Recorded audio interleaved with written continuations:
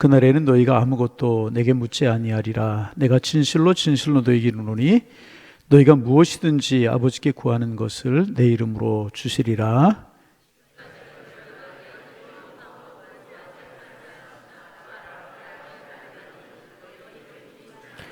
이것을 비유로 너희에게 일렀거니와 때가 이르면 다시는 비유로 너희에게 이르지 않고 아버지에 대한 것을 밝히 이르리라.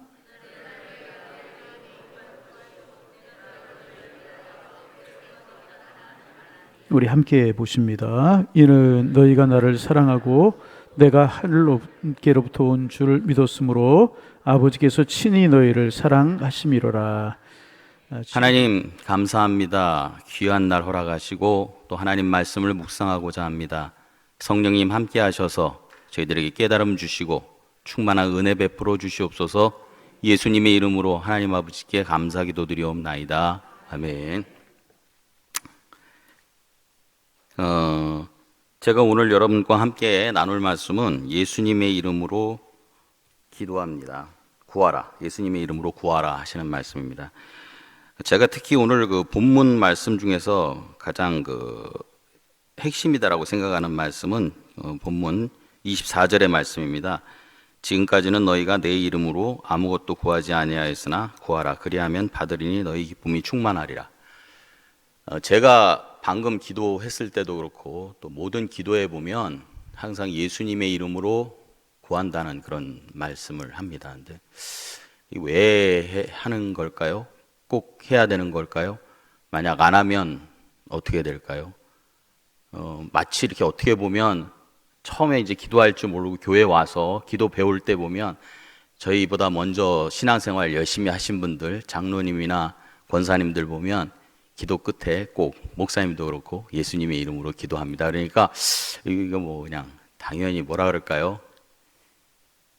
이렇게 따라가는 거, 이렇게 부수적으로 따라가는 것처럼 해야 되는 것인가 이런 생각도 있는데 저는 오늘 이 부분에 대해서 함께 생각해 보려고 합니다. 워낙 기도라는 것은 큰 주제이기 때문에 다루기가 굉장히 어렵습니다. 저도 잘 많은 부분을 아는 바는 없고요. 그리고 특히 이 기도 부분은 실천적인 면이 많이 포함되어 있기 때문에 그 말은 이제 우리의 주관적인 부분이 많이 포함이 되어 있기 때문에 이렇게 명확하게 딱 끊어서 얘기하기는 좀 힘든 부분이 많이 있습니다. 그래서 오늘은 저는 이 뒷부분에 예수님의 이름으로 기도한다는 뜻이 과연 무엇인지를 한번 여러분과 함께 생각해 보고자 합니다. 그런데 이제 기도가 뭘까요? 이제 가만히 생각해 보면 기도라는 것은 일단 쉽게 생각하면 예수님 앞에 서 있는 거죠. 서서, 그죠? 일단 예수님 앞에 서 있습니다.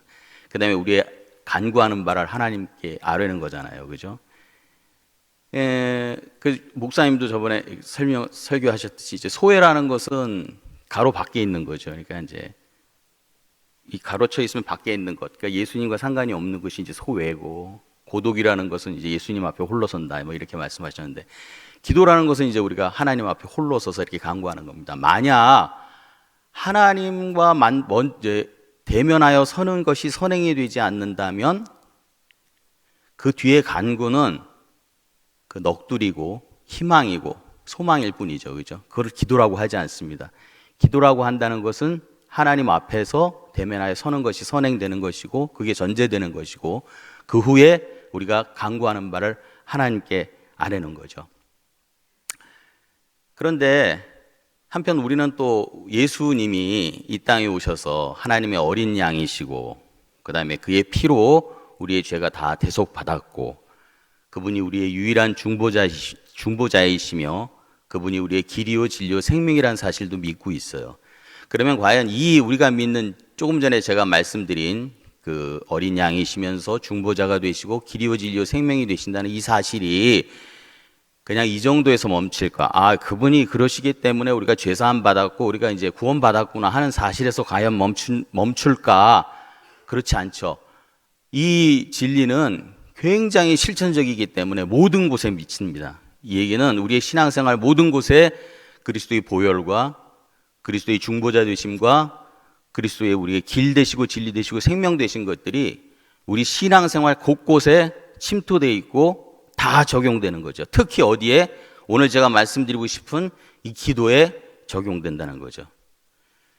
그러면 예수님 이름으로 기도한다는 이 사실을 우리가 한번 살펴보기 위해서는, 그래서 아까 말씀드린 것처럼 기도라는 것은 하나님 앞에 대면하고 서는 것이고 그 앞에 우리의 모든 간구를 아뢰는 것이라면, 이것에 대한 함의를 우리가 좀 더 잘 이해하기 위해서는 먼저 구약에서부터 좀 시작해야 됩니다. 그리고 우리는 구약으로 돌아가서 구약의 성전과 그 다음에 그 예배 의식에 대한 그런 먼저 사전 검토를 해야지만이 우리가 기도하면서 예수님 이름으로 기도합니다라는 것의 의미를 알 수 있죠.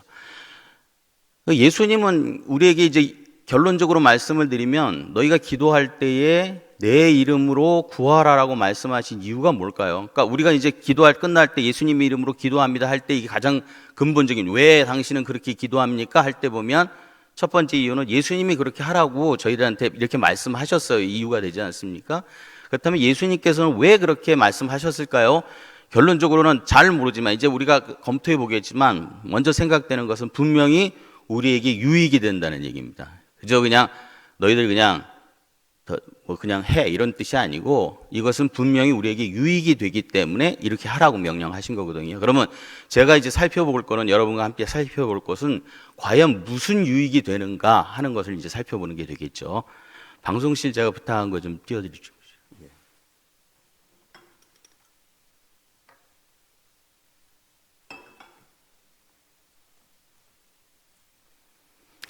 여러분들 잘 아시니까 복습 한번 해보겠습니다. 이제 이게 보이는 그림이 성막이죠, 그죠? 성막입니다.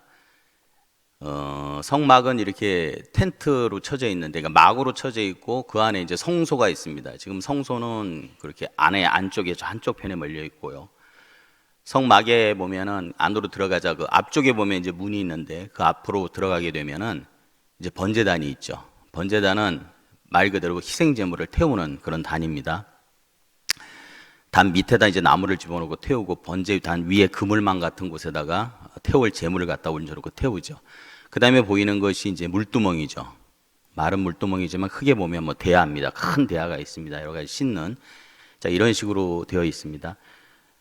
이 성막에는 누가 들어가냐면, 이제 예를 들어서 제가 죄를 짓게 되면 하나님께 이제 속죄 제사를 드리기 위해서 찾아가게 되죠. 그래서 문으로 들어가게 되면 죄에 걸맞는 만큼의 뭐 희생 제물을 가지고 가겠죠. 비둘기서부터 뭐 양도 있고 그다음에 염소도 있고 소도 있고 뭐 되겠죠. 이제 가지고 이제 성막 안으로 들어가면 이제 제사장 앞으로 인도가 되겠죠. 그러면 이제 제사장이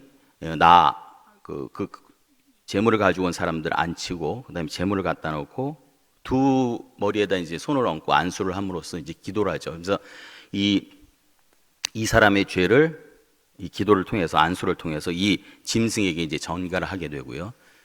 그 다음에 이제 이 사람에게 이제 제사장이 얘기하죠. 이제 전가가 됐으니까 이 동물을 갖다가 이제 각을 뜨라고 그러죠. 그럼 이 사람이 직접 가서 이제 각을 뜹니다.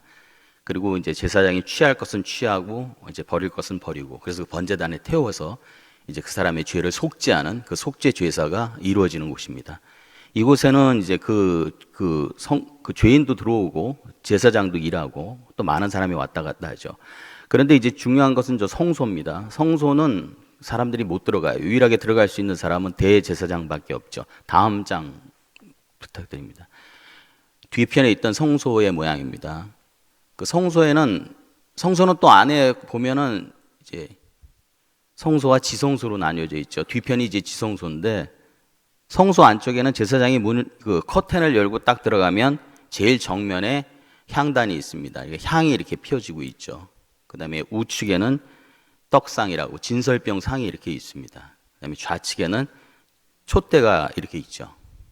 제사장은 매일 이 대제사장은 이 안에 들어가서 그 안에 이제 향도 사르고 그 다음에 촛대에 불을 켜고 심지도 고르고 그 다음에 이제 일주일에 한 번씩 진설병을 이제 바꾸는 일을 그렇게 합니다. 매일 들어가죠. 아까 성막들에는 이제 수시로 움직임이 있는 거고요. 여기는 이제 함부로 못 들어가고 대제사장만 들어가고요. 들어가서 이렇게 매일 이렇게 간수하고요. 그다음에 마지막으로 돼 있는 그 향단 뒤에 있는 또 커튼을 열고 들어가면 지성소가 있는데, 이 지성소에는 이제 번제단이, 속죄소가 있죠. 법궤가 있습니다. 우리가 말하는. 그 법궤는 밑에 이제 궤 안에는 뭐가 들어가 있냐면 시내산에서 모세가 하나님의 율법을 받았던 두 돌판이 들어가 있고요. 그 다음에 광야 때 먹었던 만나를 담은 항아리가 들어가 있고요. 그 다음에 아론의 지팡이, 싹이 난 아론의 지팡이가 들어가 있고, 그 법궤 위에 뚜껑이 저 그림에서 보면 이제 이렇게 천사들이 이렇게 날개로 이렇게 서로 감싸고 있는 그 뚜껑 이 자체를 우리는 속죄소라고 얘기를 합니다. 근데 이제 속죄 말 그대로 죄가 속하여지는 그런 장소다라는 뜻이면서 또 다른 뜻으로는 시은좌, 그래서 은혜가 베풀어지는 그런 장소다 이렇게 얘기를 하고 있죠. 이제 저렇게 구성되어 있습니다. 근데 그곳에는 언제 들어가냐면 지성소는 1년에 딱 한 번 들어갑니다. 언제? 대제사장이 대속죄일 날 혼자 들어갑니다. 근데 이제 말씀드린 것처럼 아까 이제 일반인들이 다음 장 부탁드립니다. 그 이제 보시면 이 대제사 가운데 있는 분이 대제사장의 옷인데요. 화려하게 이렇게 되어 있습니다. 근데 제일 중요한 것은 이 대제사장 옷에는 뭐 여러 가지가 있고 뭐 밑에 뭐 관도 쓰고 모자도 쓰고 이제 띠도 두르고 그다음에 있지만 양쪽 좌우측의 어깨에 보면은 보석이 있는데 그 보석에는 한쪽에 6명, 이쪽에 6명이 12명의 그 이스라엘 지파의 이름이 새겨져 있고요. 가슴에는 저렇게 흉패를 붙였는데 보석이 이제 12개가 있는 거죠. 근데 이제 보통 대제사장은 저렇게 이제 옷을 입고 있고요. 나머지 제사장들은 저 뒤편에 있는 하얀 옷을 입은 사람처럼 세마포 옷을 입고 일을 합니다.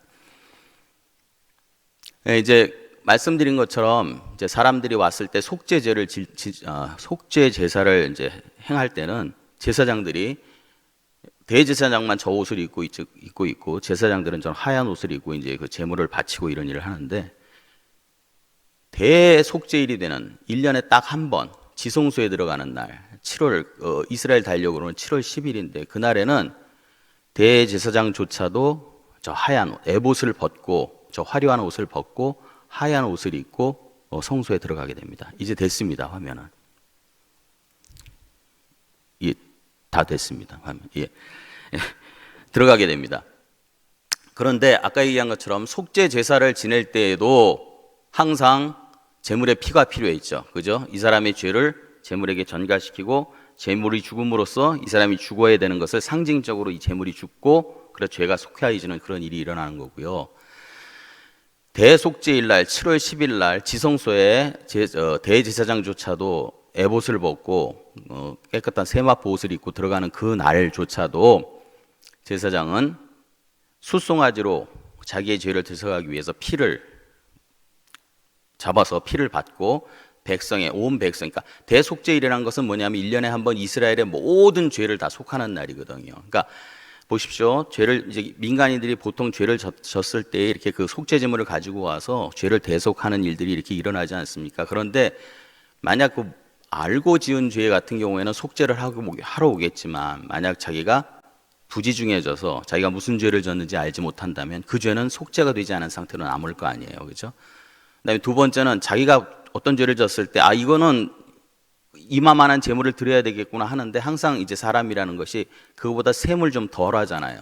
예를 들어서 이것에 걸맞게 되는 것이 뭐 양이면은 양을 드려야 되는데 자기는 잠깐 그보다 살짝 낮춰가지고 비둘기 드리면 안 될까 해서 이제 비둘기식으로 이렇게 드리고 그러니까 항상 셈할 때 모든 것이 좀 적기 때문에 그러게 되고 그다음에 또 장기적으로 본다면 이것은 이제 앞으로 이방인까지도 포함될 그 이스라엘 족속뿐만 아니라 이방인까지도 포함될 모든 것들을 다 대표하는 것으로서 모든 이스라엘의 죄를 지금까지 그렇게 다 감춰지지 못했던 셈되지 못했던 씻기지 못했던 죄를 속하는 날이 바로 1년에 한 번 대속죄일이거든요. 그날에는 대제사장조차도 에봇을 벗고 세마포를 입고 자기의 죄를 대속하기 위해서 소의 피를 가지고 들어가야 되고 이스라엘 전체 죄를 대속하기 위해서 염소의 피를 가지고 어디로 들어가냐? 속죄소에 들어갑니다. 속죄소에 들어가서 1년에 딱 한 번 그곳에서 피를 뿌림으로써 속죄가 이루어지는 거죠.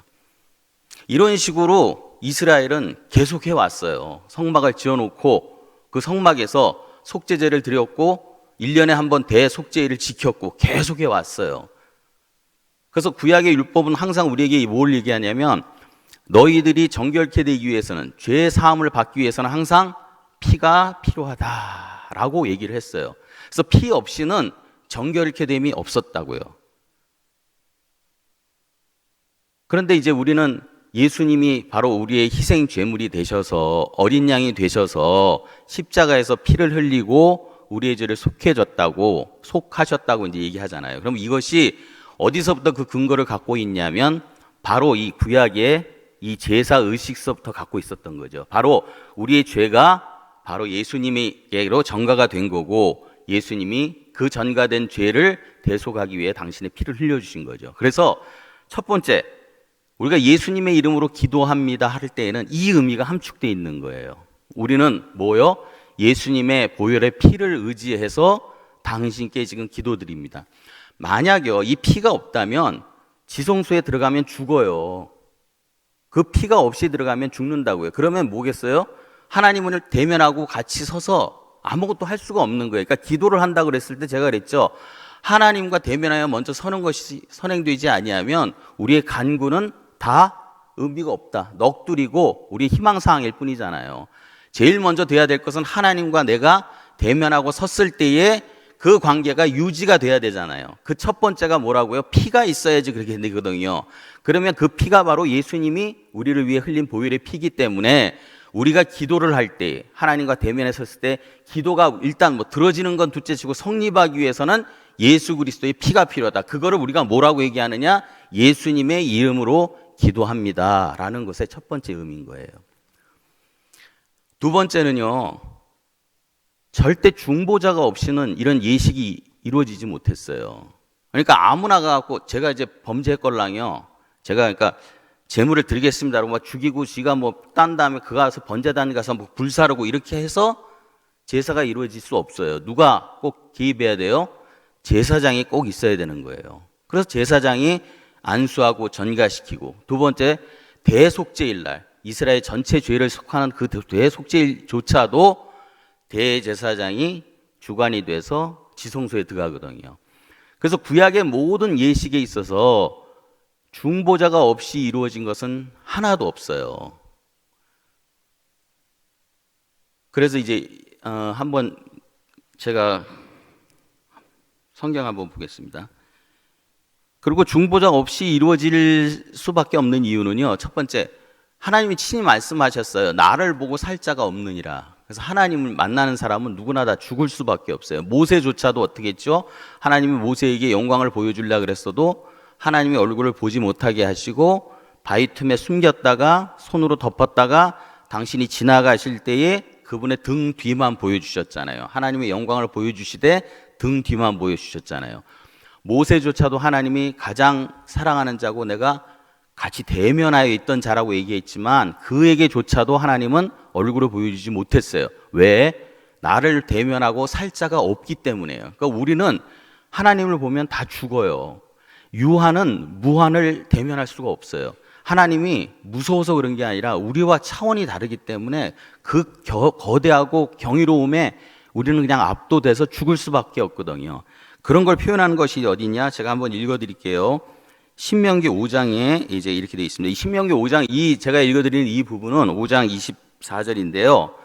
이 부분은 언제냐면 시내산에서 하나님께서 이스라엘 백성 전체에게 그 율법을 주시려고 했던 때예요. 그래갖고 너희들 다 성결하게 한 다음에 준비해라. 내가 율법 줄게 했을 때입니다.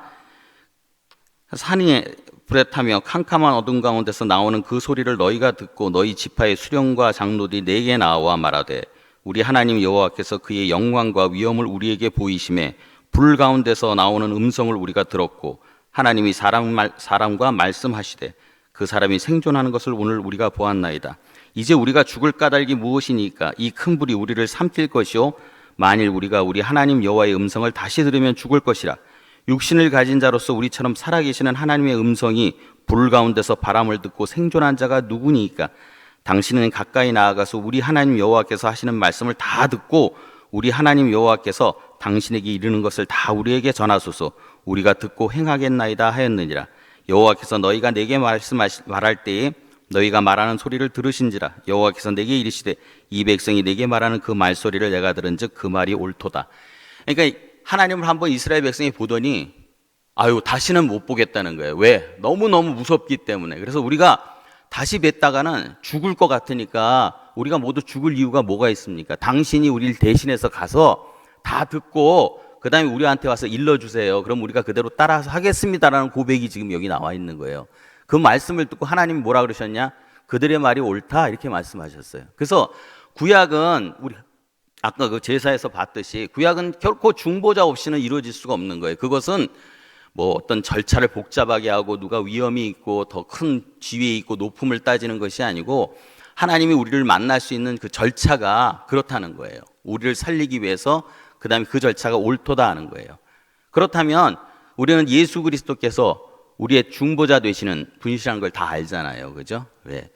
예수님 그러셨잖아요. 십자가에 못 박혀 돌아가시면서 저들을 위해서 간구합니다. 저들은 저들이 하는 짓을 모릅니다라고 하나님은 간구하셨거든요. 그러니까 인간의 대표자가 되셔서 우리의 모든 죄를 가지고 십자가에 죽으셨잖아요. 그분이 바로 중보자거든요. 따라서 우리가 예수님의 이름으로 기도합니다. 그럴 때는 우리는 중보자를 앞세우고 그 다음에 하나님께 나아갑니다. 이런 뜻인 거예요.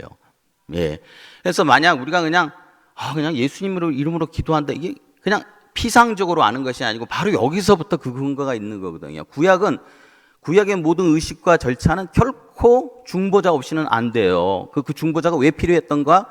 그것이 하나님을 만날 수 있는 만날 수 있는 오직 유일한 방법이거든요. 그래서 그래서 우리가 기도할 때에 내 이름으로 예수 그리스도 이름을 힘입어서 기도해라. 이때의 의미는 내가 너희의 중보자 된다 하는 의미인 거죠. 그죠? 세 번째는 그러면 아무나 중보자가 될 수 있느냐는 얘기예요. 이런 일이 있었죠. 하나님께서 아론을 대제사장 집안으로 삼았잖아요. 레위 지파 중에서도 아론 지파 사람들을 대제사장을 삼았단 말이에요. 그랬더니만 고라 자손이 같은 레위에 속했던 고라 자손이 왜 너희만 대제사장해? 나도 레위 자손이고 나도 할 수 있어. 이제 이렇게 얘기했잖아요. 그죠? 그랬을 때 어떻게 했습니까? 하나님이 고라 자손을 다 이제 죽였죠. 땅을 벌려서 그냥 고라를 땅이 삼키게 했어요. 더군다나 하나님께서는 너희들이 자꾸 그런 얘기를 하면 각 모든 지파들은 지팡이 하나씩을 가져와라 했어요. 그죠? 그래서 12지파가 다 지팡이를 하나씩 냈잖아요. 그 중에 레위 지파는 아론이라는 자기 이름을 썼어요. 근데 아론 지파가 냈어요. 12지팡이를 갖다 놓고 성소에 갖다 뒀어요. 그 다음날 성소에 가봤더니 지팡이라는 것은 오래돼서 마른 막대기 아닙니까? 그죠? 죽은 막대기 나무란 말이에요. 근데 그 다음날 갔더니 오직 아론의 이름이 써있던 지팡이만에만 살구꽃이 폈잖아요. 살아났단 말이에요. 그래서 뭘 밝혔냐? 내가 아론을 택해서 그를 내 중보자, 그러니까 나의 일을 중보 사역을 하는 대제사장으로 삼았다는 것을 이렇게 밝혀주셨잖아요. 그죠? 그래서 중보자는 아무나가 되는 게 아니에요. 우리 인간의 기준으로 선택하는 게 아닙니다. 쟤는 똑똑해, 쟤는 잘났어, 키가 커. 그래서 선택하는 거 아니에요. 말 잘해. 그래서 선택하는 게 아니고 하나님의 기준으로 하나님이 기쁘신 뜻에 의해서 하나님이 선택하시는 분이 중보자가 될 수 있는 거예요. 예. 그렇다면 우리의 대표 중보자가 되시는 분이 누구십니까? 오직 길이요 진리요 생명이신 예수님밖에 없잖아요. 그죠? 그래서 우리가 기도할 때에 예수 그리스도 이름으로 기도합니다. 이 얘기는 당신만이 우리의 유일한 중보자이시며 대표이십니다라는 고백인 거죠. 예. 만약 이렇게 중보자 마음대로 비자격자가 하나님께 선택되지도 않은 비자격자가 이런 중보의 일을 했을 때 어떤 결과가 나왔는지는 사무엘상 제가 한번 읽어드리겠습니다. 이건 사무엘을 기다리다가 안 오는 거예요. 그렇겠죠? 그래서 블레셋 사람들이 이스라엘과 싸우려고 모였는데 병거가 3만이요 마병이 6,000명이요 백성은 해변에 모래같이 많더라. 그들이 올라와 벳 아웬 동쪽 믹박스에 진침해 이스라엘 사람들이 위급함을 보고 절박하여 굴과 수풀과 바위 틈과 은밀한 곳과 웅덩이에 숨으며 어떤 히브리 사람들은 요단을 건너 갓과 길르앗 땅으로 가되 사울은 아직 길갈에 있고 그를 따른 모든 백성은 떨더라.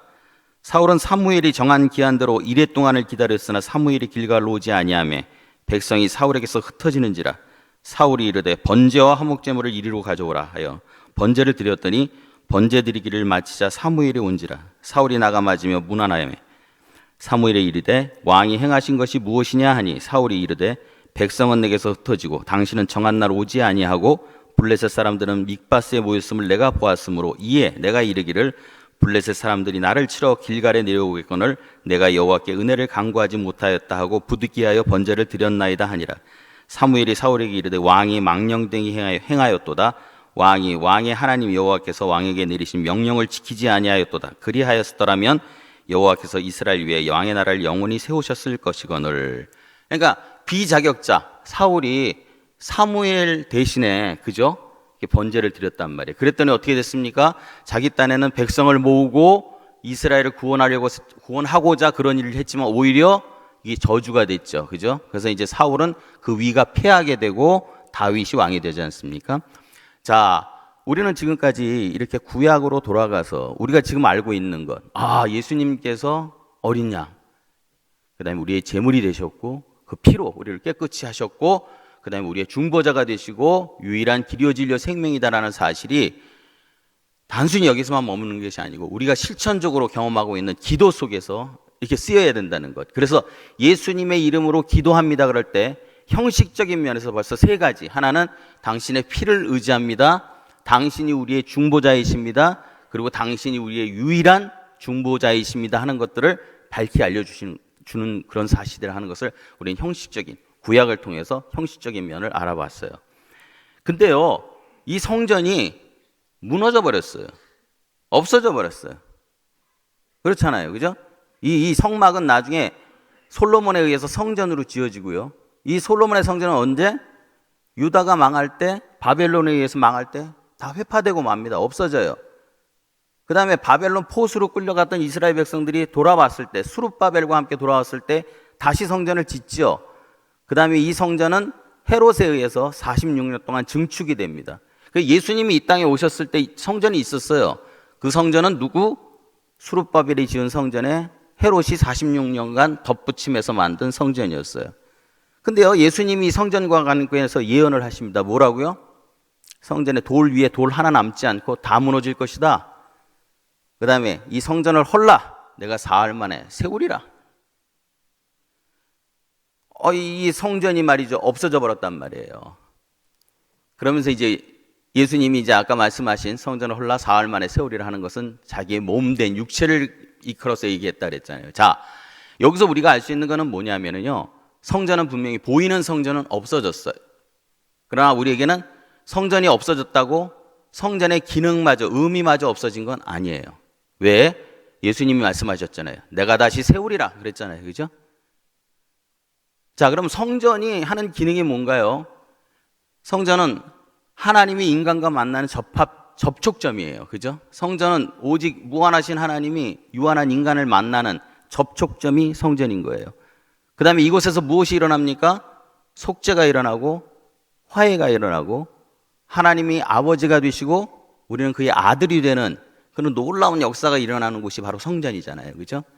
그래서 성전이 보이는 성전, 그 성전은 하나님이 친히 폐하셨어요. 성전 건물을 없애버렸어요. 그러나 그 성전 건물을 대신하는 누구? 예수 그리스도가 완성하셨고 자기 몸으로 이루셨잖아요. 지금은 보이지 않는 성전이 있는 거예요.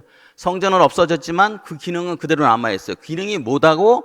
속죄와 화해와 아버지 되심과 양자 되심, 이 기능은 그대로 남아있다고요. 그럼 그 성전은 어디 있습니까? 보이지 않는 성전은 바로 여러분들 안에 있는 거잖아요.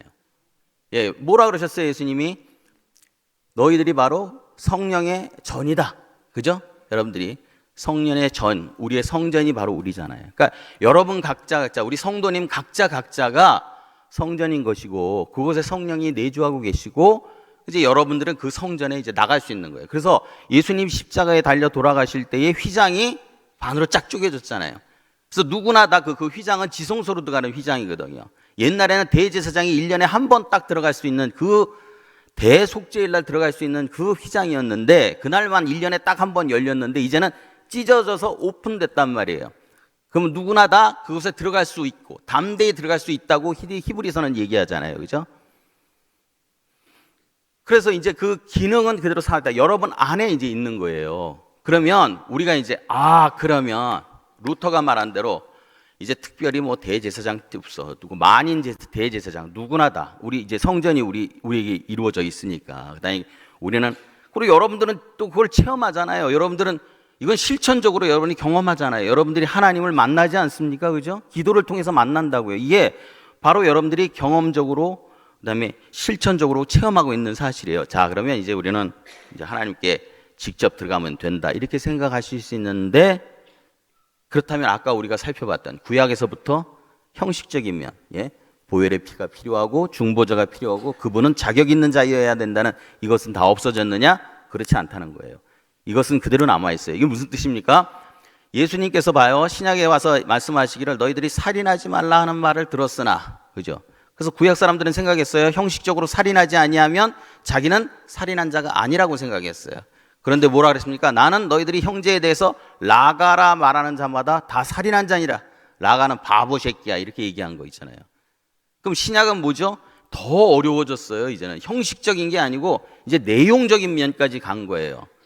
여러분들이 이제 신약에서 그렇게 담대히 하나님 앞에 나가서 기도할 수 있는 대면하고 서서 우리의 간구를 아뢰할 수 있는 자리가 됐지만 거기에는 걸맞는 책임, 책임이라고 표현하면 좀 그렇지만 그런 것들이 같이 간다고요. 마치 구약에서 살인하지 아니한 것 플러스 마음으로 미워하지 않는 것까지 돼야지 그게 진실로 하나님 말씀을 따르는 거라면 우리의 기도는 과거 그런 형식적인 것 플러스 내용적인 면이 있어야 된다는 거예요. 그래서 신약에서도 얘기합니다. 뭐냐면 임금님이 잔치를 베풀었잖아요. 안 와요. 그러니까 강권에서 잡아들였잖아요. 그래서 뭐 저는 자 병신 할 거 없이 다 데리고 왔단 말이에요. 그래서 이제 임금이 잔치에 뜩 나갔더니 어떻게 됐습니까? 다 예복을 입고 있는데 예복을 입지 않은 사람이 딱 있는 거야.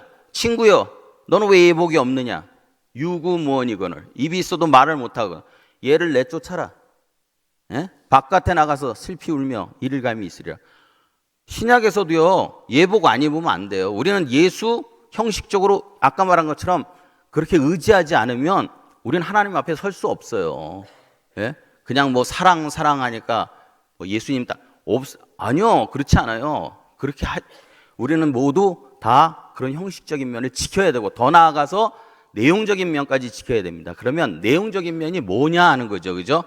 첫 번째는 예수 그리스도 이름으로 구합니다 할 때 그 말은 나는 예수님의 식을 따르는 예수님의 제자라는 선서예요. 그 말을 할 때 여러분들은 나는 예수님의 제자입니다라는 걸 공표하는 거예요. 이해 가십니까? 무슨 말씀인지? 그러니까 여러분들이 기도를 할 때 이제 예수님의 이름으로 기도합니다 할 때 저는 하나님을 믿고 하나님의 식대로 믿으면서 하나님을 따르는 하나님의 제자입니다라는 것을 공표하는 거예요. 봐요. 그러면 지금 현재 옛날에는 뭐 피로 아론 레위에서 태어나야 되고 아론의 자손이어야 되고 뭐 이런 자격이었다면 지금은 우리가 하나님의 제자이며 하나님께 속한 하나님의 자녀라는 것이 어떻게 됩니까? 우리 하나님의 식이라는 게 뭐예요? 누가복음에 보면요 예수님의 제자들이 나와서 주기도문 가르쳐달라는 그 장면에서 뭐라고 얘기하냐면 주님 저에게도 요한이 그 제자들에게 기도를 가르쳐준 것 같이 저에게도 기도를 가르쳐주세요 이렇게 얘기합니다. 이게 무슨 뜻이냐? 세례 요한은 자기의 제자들에게 기도를 가르쳐줬어요. 그러니까 그렇게 가르쳐준 것처럼 예수님 당신도 우리에게 기도를 가르쳐주세요 하는 거예요. 근데 이거는요 봐요. 제가 이제 군인 출신이지만 제가 이제 군인이 된다고 했을 때 선서할 때 보면 저는 국군의 이념과 국군의 사명을 따르겠습니다라고 선서해서 군인이 임관하거든요. 이 얘기는 저는 만약 예수님의 제자가 된다는 것은 바로 주님이 가르쳐 주신 그 기도에 함의된 바를 믿으며 그대로 제가 따르겠습니다. 그 신조 거기에 나와 있는 바대로 제가 따르겠습니다라고 하는 사람이 예수님을 믿는 사람이요 예수님의 식대로 가는 사람이에요. 주기도문이요 거기 보면 다 해주세요 하는 것들이 많지만 우리는 그 해주세요에 중요한 것도 있지만 그 안에 내용, 함의된 것들도 자세히 봐야 되는 거예요. 우리의 믿는 바가 거기 있거든요. 우리가 뭘 믿습니까? 주기도문을 외우면서 그냥 해주세요만 하는 게 아니고 그 안에 들어져 있는 내용의 함의를 알아야 되잖아요. 그거를 내가 믿는다는 거고 그걸 해달라는 거 아닙니까? 그죠? 그건 뭐예요? 하나님은 하늘에 계시면서, 그죠? 우리 아빠가 되신다잖아요. 결코 끊을 수 없는 관계로 이루어졌다는 것. 그러면서 그럼 하늘에 계신 하나님인데 우리 아빠가 된다는 건 초월에 계시면서도 내주에 계신다는 얘기예요. 그 다음에 그분은 어떻게 됐다고요? 당신의 뜻대로 이 세상을 다스리는 분입니다. 작정과 섭리와 경륜으로 세상을 움직이시는 분입니다. 그리고 당신은 예수 그리스도를 이 땅에 보내셨고 우리를 예정하셔서 당신을 믿게 하셨으며 그 다음에 우리를 견인하시고 성화시키고 견인하셔서 영광에 이끄는 분이십니다라는 것이 그 안에 함의가 돼 있단 말이에요. 주기도문에. 그거를 이루어 주십시오라고 거기서 우리가 하는 게 하나도 없어요. 다 해주시고 밖에 없잖아요. 이렇게 해달라고 얘기하는 거예요. 그러면 내가 주기도문을 믿는다는 것은 그 식대로 따른다는 것은 그 안에 있는 함의를 내가 다 믿고, 그죠? 그대로 인정하면서 내가 그를 따르는 사람입니다라는 고백인 거예요. 그러니까 여러분들이 예수님 이름으로 기도 끝날 때 예수님 이름으로 기도합니다. 아무 생각 없이 그냥 하면 안 돼요. 그거는 내 기도는 그 식에 맞아야 되는 거고 나는 그 식대로 기도하는 사람입니다. 그걸 믿고 있습니다라는 고백이 돼야 되는 거예요. 그게 없이 그냥 무슨 예수님의 이름으로 기도합니다. 그러니까 이게 사족처럼 보이는 거죠. 뱀한테 다리를 그리면 그게 무슨 소용이 있어요. 기도에. 근데 몰라. 예? 그냥 기도한대. 여러분만이 저도 그래요. 저도.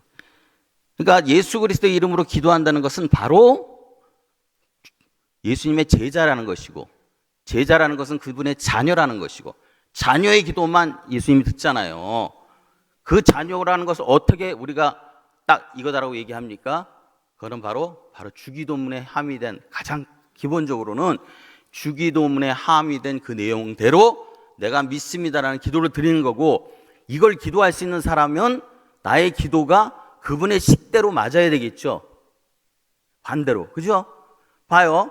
나답과 아비 두 사람이 아론의 아들이었어요. 아까 구약대로 보면 다 맞는 거예요. 제사장이고 아론이 아들이고 다 있는 거예요. 근데 어떻게 했어요? 하나님 앞에 향을 드릴 때에 그 안에 하나님이 꼭 번제단에서 나온 나무 불을 가지고 넣어서 향을 살라야 되는데 다른 불을 가지고 넣어서 향을 살랐단 말이에요. 죽었어요. 형식적으로 다 따랐잖아요. 그죠? 근데 죽었어요. 왜? 그렇게 내용적으로 맞지 않으니까. 야고보서는 뭐라 그럽니까? 너희가 구하여도 얻지 못하면 정욕으로 쓰려고 잘못 구합니다. 기도를 해도 안 돼. 왜? 정욕을 쓰려고 잘못 구하니까. 그걸 어떻게 알아? 식대로 안 맞는 걸? 예수님이 말한 식대로 안 맞는 걸? 네 욕심대로 구하는 걸? 그러니 그게 맞아? 그래 놓고 예수님의 이름으로 구한다 그러니 그게 받아들여지냔 말이에요. 두 번째, 예수님 이름으로 구한다는 뜻은 이 기도가 공적 기도라는 선포예요. 오늘 본문에 보면 26절에 그날에 너희가 내 이름으로 구할 것이요 내가 너희를 위하여 아버지께 구하겠다는 말이 아니니. 여기 구하겠다는 말이 두 개가 나와요. 첫 번째는 그러니까 이제 뒤에 보면 내가 아버지께 구하겠다. 헬라에 보면 이 구하겠다는 거하고 앞에 너희가 내 이름으로 구해라 하는 구해라. 이게 우리나라 말로는 똑같이 구한다지만 헬라어로 보면 틀려요. 뒤에 구하는 것은 예수님이 하나님께 구하는 것은요. 아주 친밀한 사람이 친밀한 관계, 상대가 서로 친밀한 거야. 그래서 아주 격이 없이 구하는 것이고 앞에 구하는 건 이제 공식적으로 구하라는 그런 데 쓰이는 명사예요. 이 얘기는 뭐냐면 너희는 구할 때 그 기도가 공적인 것이 되는 식으로 구하라는 얘기예요. 더군다나 어떻게 예수님의 이름으로 같이 덧붙여가지고 공적으로 구하라는 거예요. 그럼 이제 어떻게 됩니까? 우리의 기도는 공적인 게 됐죠. 그죠? 그러니까 사적인 게 아니에요. 이 얘기는 뭐냐면 너희들이 공적으로 구하는 것은 하나님 편에서는 어떻게 되냐? 하나님도 그것을 공적으로 취급하겠다는 거예요. 그리고 보세요. 사적으로 얘기해도 우리 아버지가 다 들어주시는데, 예를 들어서 자식이 아버지 오늘 일찍 들어오세요. 나 아버지랑 같이 저녁 먹고 싶어요. 이렇게 얘기했었어도 너무 사랑하는 자식이면 아버지가 일찍 들어가서 자식과 저녁을 먹을 텐데, 오늘 생일이에요. 내가 들어오셔서 나랑 식사해요. 이렇게 하면 더 안 들어가겠습니까? 이것처럼 공적으로 하면 하나님 편에서는 말이죠. 하나님도 그 기도를 공적으로 대할 것이고, 두 번째, 더군다나 더더욱이 예수의 이름으로 공적이 된 것은 내가 더 또 응답해서 확실하게 응답해 주겠다는 그 신실하심에 더 묶이게 하는 거예요, 하나님을. 그러니까 예수님이 지금 얘기하는 거야. 너 그렇게 기도해서 하나님을 묶고, 들어줄 수 있게 묶고 하는 거예요. 반면에 우리 측은 어떻게 되죠? 이게 공적인 기도가 되려면 아까 얘기한 것처럼 사적으로 구하면 안 되겠죠. 그죠? 이 기도의 내용이 막 내 정욕으로 쓰거나 누구 저주하거나 뭐 나만 잘 되거나 이런 것들로 되면 안 되잖아요. 그죠? 그래서 이 얘기는 예수 그리스도 이름으로 기도합니다 할 때 우리는 이 기도는 공적인 기도입니다. 하나님, 이 공적인 기도 들어주세요. 그러면서 걸맞게 우리의 기도 자체도 우리 스스로가 돌아볼 때에 공적인 것이 돼야 한다는 거예요, 내용적으로. 마지막입니다. 예수님의 이름으로 기도합니다 하는 것은 온전히 예수님만 의지합니다 하는 기도예요. 아까 내용적으로 주기도문에 나와 있는 식대로 믿어야 된다 그랬잖아요. 근데 믿어집니까? 그게 안 돼요. 인간의 힘으로 안 되는 게 그거거든요. 우리 오염된 죄악으로 타락된 우리 인간들은 그렇게 믿을 수가 없어요. 누가 믿게 해주는가? 예수 그리스도 성령님이 우리에게 오셔서 믿게 해주셔야 우리가 믿는 거예요. 그렇게 믿을 때에 우리가 바로 그 식대로 기도할 수 있는 거예요. 그 다음에 그 내용조차도 우리가 할 수 있는 겁니까? 기도의 내용도 우리가 이룰 수 없는 거잖아요. 그러니까 그것을 이루어달라고 얘기하는 거란 말이에요. 대제사장이 7월 10일 날 지성소에 딱 들어갈 때는 어떤 일이 있냐면요, 성막, 아까 막 바깥에 있는 조차도 아무도 한 명도 성막에는 있지 못해요. 다 밖에 있는 거예요. 호로지가 아니야. 오직 홀로 대제사장만 성소에 딱 서 있는 거예요. 그분의 처분만 기다리는 거예요. 죽이면 죽이고 살리면 살리는 거예요. 예수께서 오병이의 기적을 딱 하고선 내가 생명의 떡이다 했더니 사람들이 이 말은 받기 어렵도다 하고 다 가버렸어요. 그래서 예수님이 제자들한테 묻습니다. 너희도 가려느냐? 그러니까 뭐라고 대답했죠? 베드로가 영생의 말씀이 주께 있는데 제가 네게로 가오리까 하면서 남잖아요. 맞습니다. 오로지 능력은 예수님밖에 없어요. 그만을 의지해야지 되고요. 그만이 답인 거예요. 예. 그렇다면 오늘은 제가 형식적인 면 셋과 내용적인 면 셋을 봤어요. 예수 그리스도 이름으로 기도합니다, 구합니다라는 것의 형식적인 세 가지는 피요, 중보요, 자격 있는 중보자라는 것과 내용문으로는 내가 예수님의 제자입니다, 속한 자입니다. 두 번째, 나의 기도가 공적 기도가 됩니다.